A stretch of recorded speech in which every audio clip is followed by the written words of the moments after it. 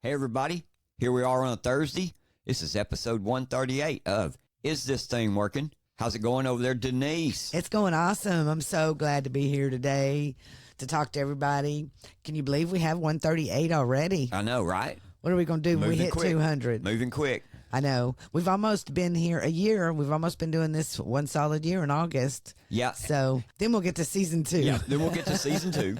Or we'll just keep calling them episodes. We'll just keep calling it season 1. Who knows? Who knows? It might be season 1 forever. But anyway, we're real excited to be here every single day to talk to you so you can be informed and become engaged. Yeah, and this was just a project that me and you started last year, just basically on a desire to do it because we wanted our voice to be heard.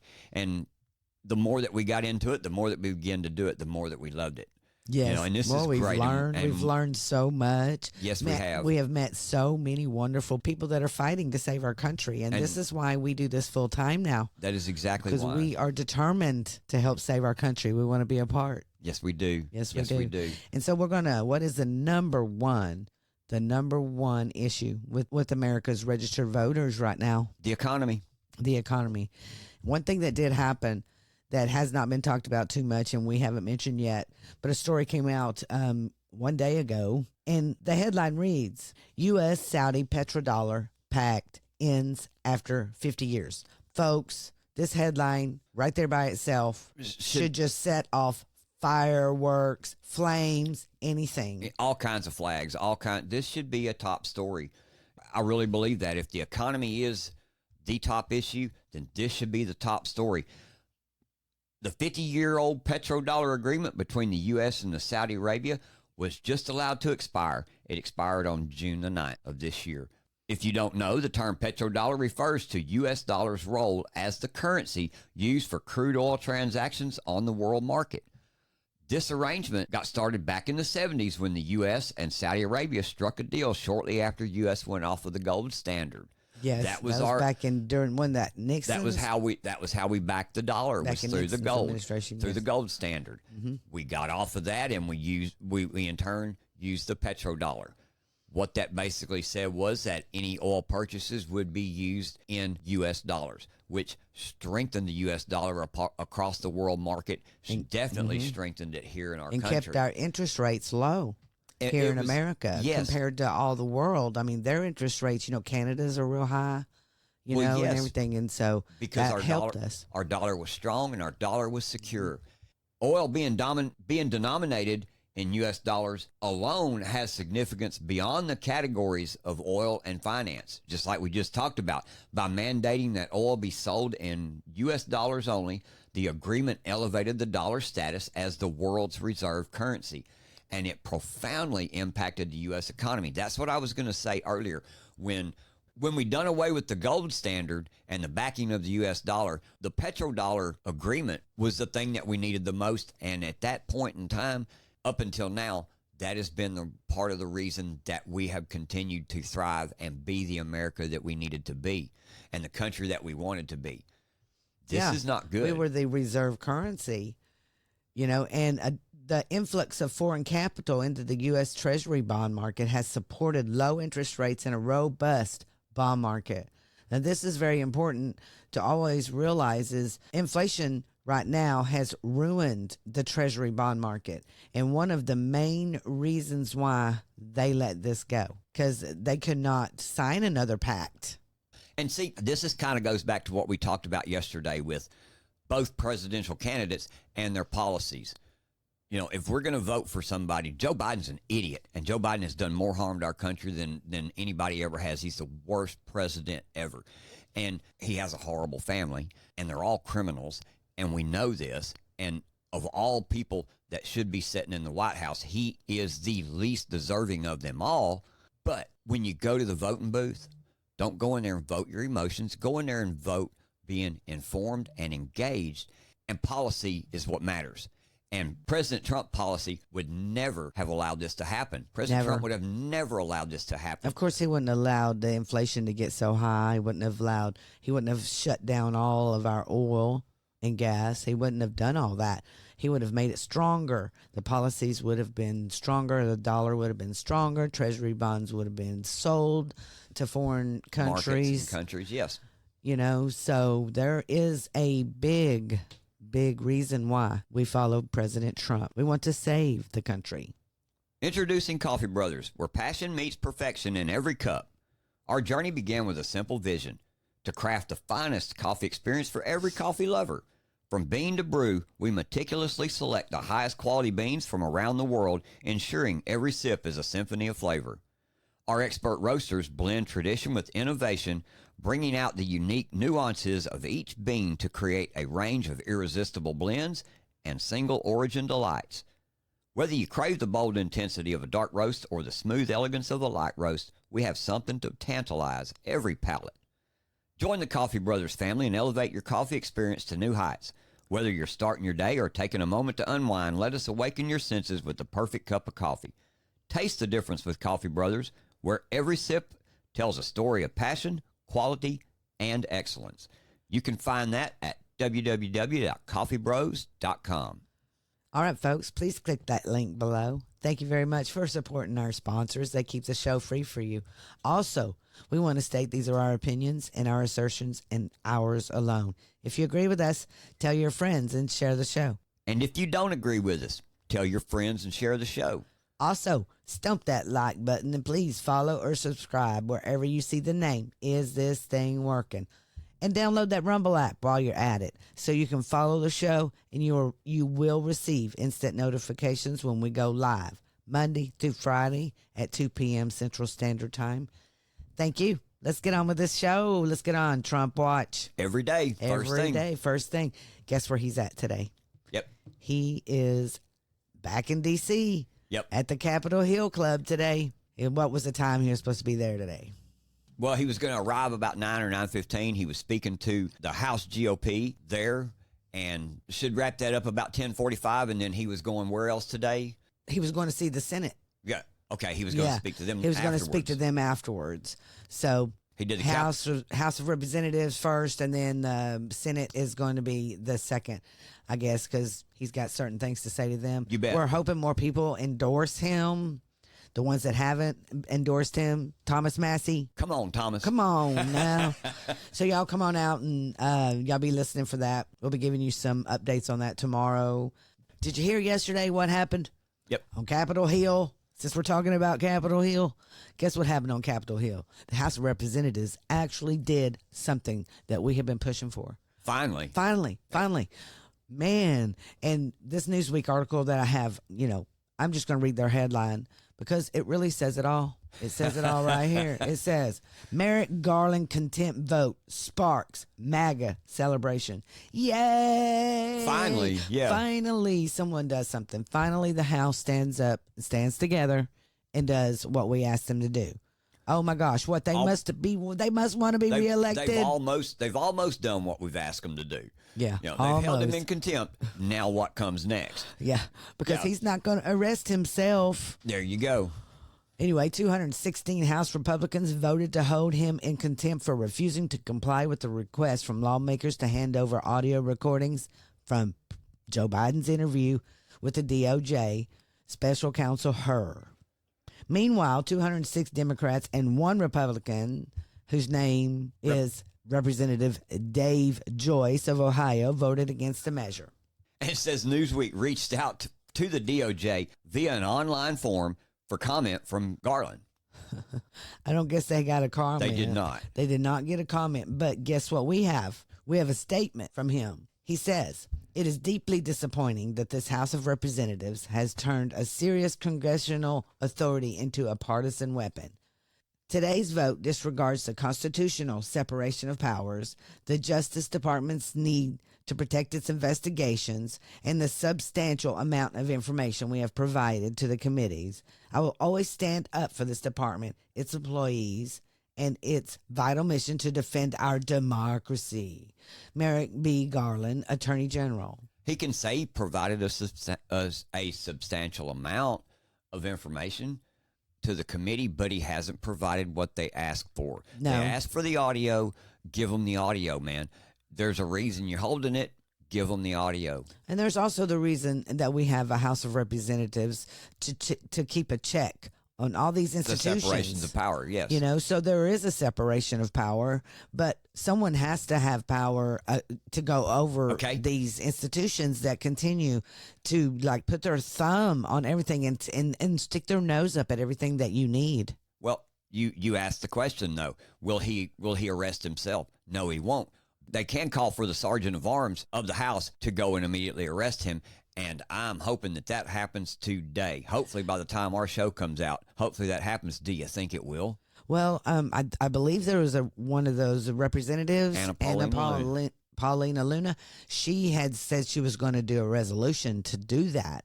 So we'll see if that happens, if she has enough votes for that. No, I think constitutionally you can. So I didn't know if it was a vote thing or not. So anyway, we'll keep you apprised of what's going on here because, you know, if he gets arrested, everything's going to explode. That's what I'm pulling for today. You'll hear about it. But I doubt, you know. Hey guys, I also have this article I want to talk about. You know, we have been talking about the weaponization of our government. Well, we just talked about Garland forever. And you know, the FBI and what's going on and a lot of stuff. We're going to go into more FBI stuff, but every once in a while you stumble upon a rant that's so raw and so virtuous and so fiery that it ignites a spark in your soul. That's exactly what happened when former Secret Service agent and Trump loyalist Dan Bongino let loose in a blistering tirade against the deep state. This whole thing was crazy because everyone is mad, and Merrick Garland continues to come out and tell people, don't talk bad about the institutions or we're going to arrest you.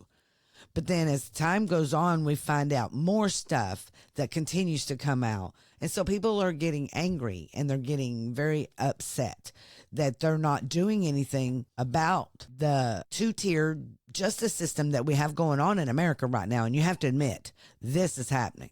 This is happening to everybody. But Dan Bongino on his show, I believe it was 2 days ago, come out with this rant, and it needs to be heard because this is exactly how the American people feel about it, about right now. So listen to him. Folks, they always accuse you of what they're doing. And because they're terrified that their tyranny's not going to continue if Donald Trump wins, they're now doing this simple distraction technique that has appealed to useful idiots for a long time and been used by commies, socialists, Soviets. They've used it forever. They just blame you for exactly what they're doing. Politico recently spoke with former intelligence officials about how on edge the idea of a second Trump term makes all of them. Are you freaking kidding me?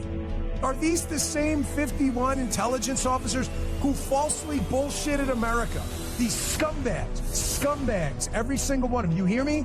Absolute scumbags. You don't like the word? Too bad. That's what you are. A bunch of scumbag fuckwads. Fuck you guys. I want to tell you something. I agree 100% with every bit of this. His anger, his descriptions of them, they are scumbags. Every one of them. And I want to tell you why. Because back in 2020, when the laptop story broke and Joe Biden stood on that debate stage and lied, President Trump already knew. He already knew that laptop was real. He already knew. We all knew it.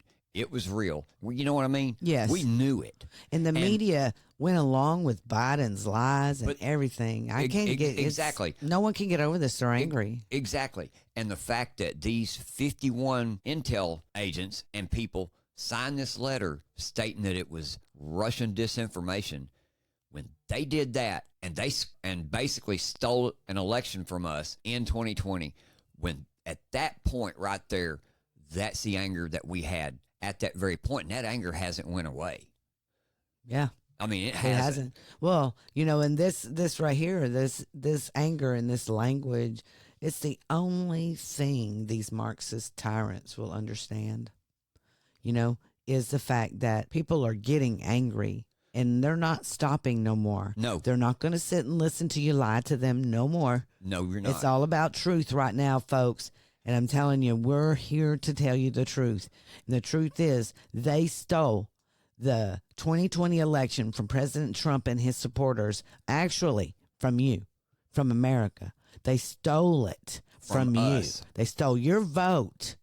Exactly. And what they have done to President Trump, Steve Bannon, Peter Navarro, and all the January 6th prisoners, Douglas Massey, he's a young guy that was convicted of a felony for sharing an anti-Hillary meme, and all the other victims of the regime lawfare.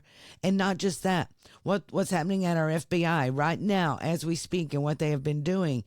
FBI's officials are conducting top secret security clearance reviews for longtime employees, asked witnesses whether they were supporters of former President Trump or if they expressed concerns about the COVID-19 vaccine or had attended a Second Amendment rally, according to internal memos that prompted a complaint to the Justice Department's internal watchdog alleging political bias inside the Bureau.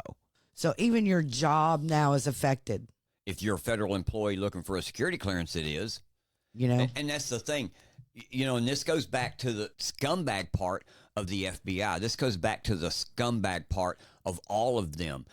Okay, here's an employee looking to get his security clearance, and his security clearance gets denied based on his political views. John Solomon at Just the News had reported this the other day, and he said that these memos show that the agents for the FBI Security Division asked at least 3 witnesses in the spring of 2022. That's important to remember, whether this employee, whose name and job title was redacted from the memos, if the 3 witnesses had been asked if this employee had been known to vocalize support for President Trump, vocalize objections to the COVID-19 vaccination, and agents ascertained from at least 1 witness that the worker, in fact, had declined to get the vaccine. Interesting to note that these latter questions about the vaccine were asked in the spring of 22. This is a few months after the Supreme Court had struck down the mandates in corporate workplaces, and also a separate federal court had issued an injunction on federal employee vaccine mandates. So at this point, the vaccine mandate was absolutely in no play at all, and they continued to hold that. Yes. You know, and the agents also asked witnesses whether the FBI worker had attended the Richmond Lobby Day event in January of 21, a rally for supporters of the Second Amendment in Virginia. The agent's notes referred to the colleague they were vetting as a gun nut, but who is engaged in no promotion of violence. A gun nut, fellas, a gun nut. Just because he went to a rally. Well, the point is he has a strong opinion and a belief in his constitutional right. The Second Amendment. Of the Second Amendment. But because of these questions that they asked, they revoked the man's security clearance. It's not clear what other questions may have been posed to the man or to those who knew him, but the direction of the questioning and the soon-to-follow revocation of his security clearance imply application of a specific litmus test by the FBI regarding beliefs and constitutionally protected actions by a federal employee that appeared to be frowned upon. How far have we fallen? This is crazy, and I get this. This is totally crazy. They asked the craziest questions. Another witness described the man as a definite Trump supporter with strong Republican values.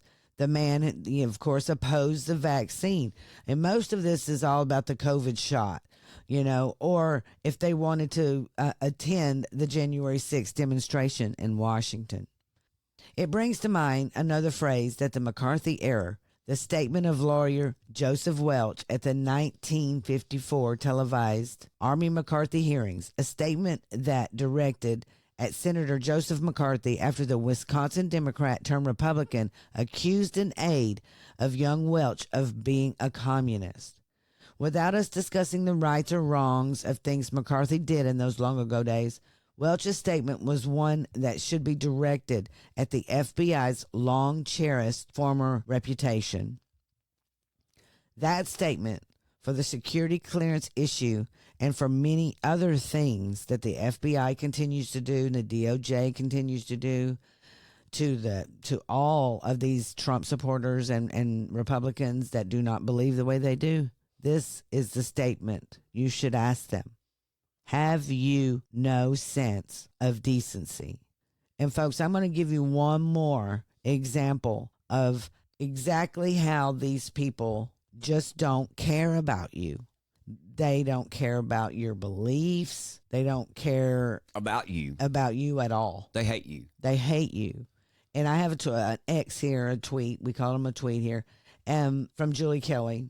And it broke my heart just reading it. It has been on my mind. I keep thinking about it over and over because I'm shocked. I'm just absolutely shocked that we have judges and the people that we rely on to keep a safe and secure America that just don't care about you. They don't. In her tweet, she says, Julie Kelly says, I have obtained the transcript of the sentencing hearing of 76-year-old Paula Harlow, who was convicted by a D.C. jury for blocking a doorway at a late-term abortion clinic in 2020. When I tell you the lying prosecutors and judges in D.C. are soulless and sadist, believe me. Here is what Assistant U.S. Attorney Rebecca Ross said about Harlow's conduct and DOJ's sentencing request. And this is her notes. She said, "Thank you, Your Honor. At the onset, the government wants to note that this case is not about the defendant's personal beliefs. It is about her role in violating the civil rights of people she did not know. It's about her role in crossing the line from peaceful protest into the violent obstruction of reproductive health care. For her role in this violent obstruction, as the government has briefed extensively, the government is asking this court to sentence the defendant to a term of incarceration at the low end of her sentencing guidelines, which is 33 to 41 months." And then Julie Kelly goes on to say, while Rebecca Ross was in law school climbing up the DOJ ladder, Paula Harlow was an active member of her community and raised 6 children, including 4 siblings she adopted. She's 77 years old. She blocked the door of an abortion clinic, and they're going to sentence her to 33 to 41 months. Yes. That's 3 called years. the FACE Act. That's 3 years. Yes. For this 77-year-old woman. This attorney says the defendant's own medical needs do not and should not prevent this court from imposing a just and sufficient sentence for the defendant's decision to prevent others from accessing the health care that they need. Another one is the government has reviewed the documents that the defendant has provided, and nothing in those documents indicate that the case the defendant needs rises to this level, let alone beyond it, to the point that a term of incarceration would not be appropriate, especially when considering the applicable sentencing guidelines. I mean, folks, and I'm not done. Paula's husband asked their lawyer if he could go to prison with his wife, saying she could never make it without him. Oh, I'm just going to sit here and start crying. Yeah. She suffers from numerous health issues. And in the reading, the Harlow's lawyer said to Cotelli, John said to me yesterday, well, if Paulette goes to prison, I want to go with her. I want to be there for her. She's going to need me. She can't continue to live without me. Says, I have never had a client's spouse or friend say that to me or hear that in any courtroom in this courthouse or across the street or anywhere else. That speaks volumes, not only for the love between these two, but John, in his own way, is telling me yesterday that he doesn't think she is going to live without him. Now, time will only tell. But there is a lot to unpack here, especially Cotelli's inflammatory remarks about the offense and back and forth with Harlow about her intent that day. But here is Assistant Attorney Rebecca Ross asking Cotelli to prevent Harlow from going to church as she waits for reporting to prison. She says, Your Honor, the government would oppose that. We would ask that the same conditions of release be imposed as before, which those were the same ones that she imposed. She couldn't go to church. Isn't that a constitutional violation? Isn't that a First Amendment violation? Did she just violate the woman's civil rights? You would think so. But Cotelli sentenced Harlow to 24 months in prison. And at the end of the hearing, Cotelli advised Harlow to honor the tenets of her religion and not die in jail. And here it is, right here in the filing. you need to make every effort to remain alive, to do the things you need to do to survive, because that's part of the tenets of your religion. And it's something that I would think you would want to do for your husband. Man. That's pretty deep. That goes back to the question, have you no sense of decency, man? They have none. Is this thing working? Rise up. Well, hey, everybody, that's it for today. Thanks for listening, and I hope you've enjoyed the show. Hope you've learned some things about what's going on around us in the nation and in your communities. You know, we couldn't do this without your continued support either. We appreciate all of you showing up, taking the time to listen to us today. So please, like I say, make sure to hit the like button, share our show with all your friends. We'll see you next time on Is This Thing Working? And as always, I'm James, and that's my lovely co-host over there, Denise. and we'll see you next time. We're out.